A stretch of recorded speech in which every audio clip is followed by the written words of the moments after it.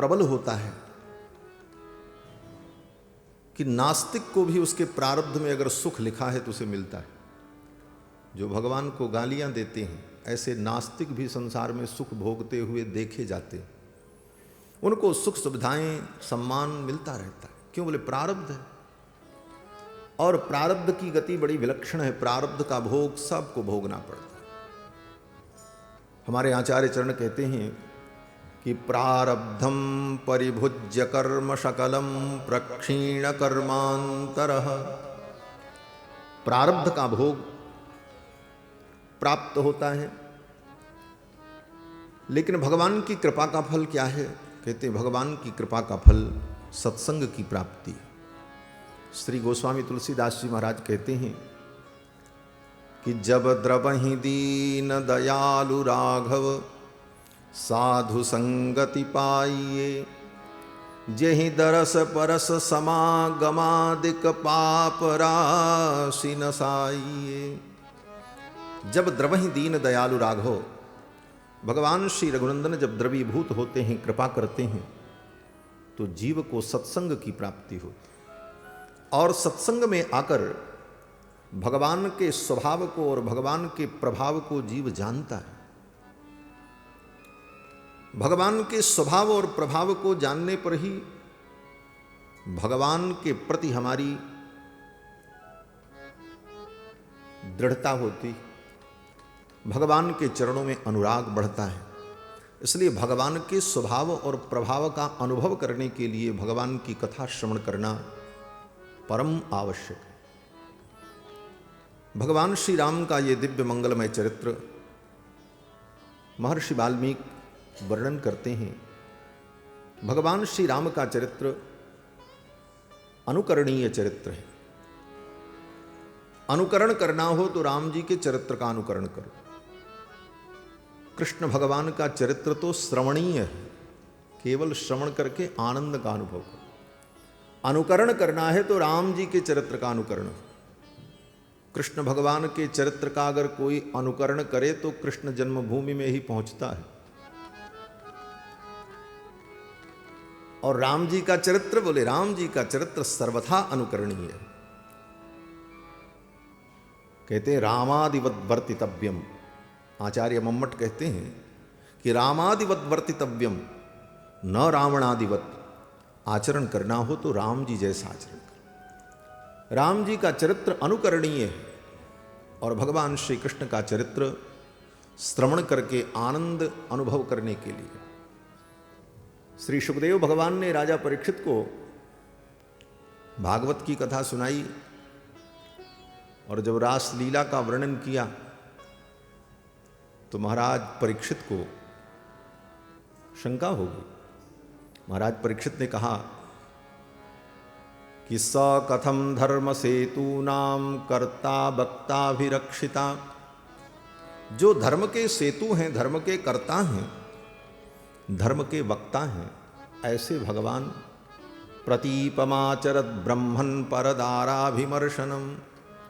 ऐसा विपरीत आचरण उन्होंने किया। परिस्त्रियों के साथ हास विलास विलसती, नीवी स्तनालभन नर्मरखाग्रपातैः खेल्यावलोक हसितैर्भज सुंदरीणाम उत्तम भयन्द्रतिपतिम रमयांचकार। कथम, ऐसा आचरण क्यों किया? तो भगवान सुखदेव को कहना पड़ा कि ईश्वराणाम वचः सत्यम तथैवाचरितम क्वचित। ऐसे प्रभु श्री कृष्ण के चरित्र का केवल श्रवण करो, आनंद लो।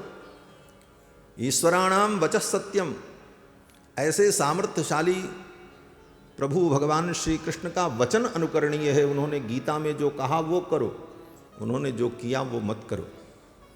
लेकिन भगवान श्री राम ने जो किया है वो करणीय है। भगवान श्री राम का चरित्र आदर्श चरित्र है और भगवान श्री राम का चरित्र हमारे जन्म से लेकर मृत्यु पर्यंत हमारे जीवन के हर घटनाओं को, हर विधा को प्रेरित करता है, आप्यायित करता है। इसीलिए आज भी किसी के घर में बालक का जन्म हो तो राम जी के जन्म के ही गीत गाए जाते। किसी के घर में ब्याह हो तो राम जी के ब्याह के ही गीत गाए जाते। क्यों? बोले कृष्ण भगवान के ब्याह में तो गीत भया नहीं, वहाँ तो केवल रोना ही हुआ, किसी का सिर फूटा, किसी का हाथ टूटा। वहाँ तो राम कृष्ण भगवान के विवाह में तो केवल लड़ाई मार धाड़ यही सब होता रहा।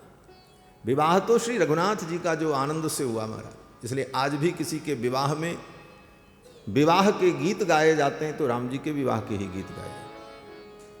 हमारे आपके जीवन में कोई दुख हो, कोई संकट हो तो बड़े ही सहज भाव से राम जी का ही नाम मुख से निकलता है, अरे राम रे राम, ऐसा हो गया। और जब भी हम सहजता से भगवान का नामोच्चारण करते हैं तो राम जी का ही नाम मुख में आता है। और जीवन की लीला जब समाप्त हो जाती है तब भी यही कहना पड़ता है, राम नाम सत्य है। जन्म से लेकर मृत्यु पर्यंत भगवान श्री राम का चरित्र हमारे जीवन में प्रेरणा का स्रोत है। ऐसे प्रभु श्री राम के चरणों में हम प्रणाम निवेदन करते हैं। श्री वेदव्यास जी महाराज कहते हैं कि श्री राम शरणम समस्त जगताम रामम बिना का गति, रामेण प्रतिहन्यते कलिमलं रामाय कार्यं नमः, रामात्रस्यति काल भीम भुजगो रामस्य सर्वं वशे, रामे भक्तिरखण्डिता भवतु मे रामत्वमेवाश्रयः। व्यास भगवान कहते हैं कि श्री राम शरणम समस्त जगताम, समस्त जगत के एकमात्र शरण भगवान श्री राम है। शरणम गृह रक्षत्रो, रक्षक को ही शरण कहा जाता है।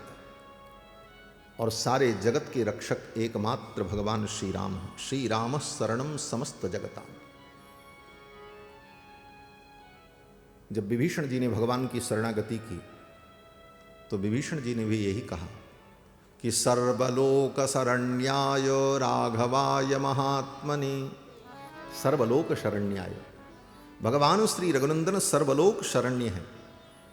समस्त जगताम, समस्त प्राणियों के एकमात्र शरण है।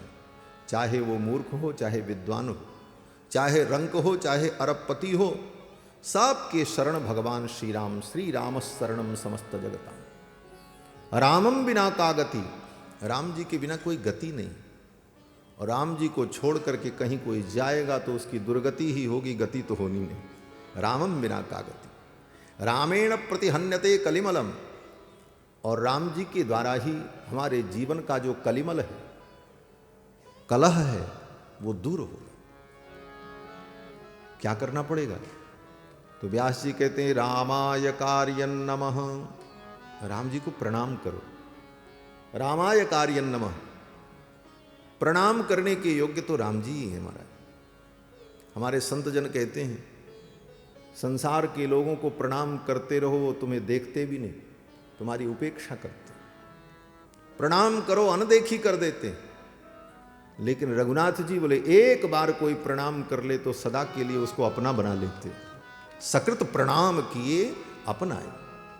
एक बार प्रणाम करने मात्र से उस जीव को भगवान अपना बना लेते। किसी ने कहा तो फिर केवल राम जी को ही प्रणाम करें और किसी को प्रणाम न करें? बोले नहीं नहीं, ऐसी बात भी नहीं है, ये तो अशिष्टता हो जाएगी। बोले तब? बोले प्रणाम तो सबको करो, लेकिन भाव क्या हो? बोले भाव यही हो कि सबके अंदर हमारे श्री सीताराम जी बैठे हैं, मैं उनको ही प्रणाम कर रहा हूं। सिय राम मैं सब जग जानी, करहूं प्रणाम जोरी जुग पानी। सिय राम मैं सब जग जानी, करहूं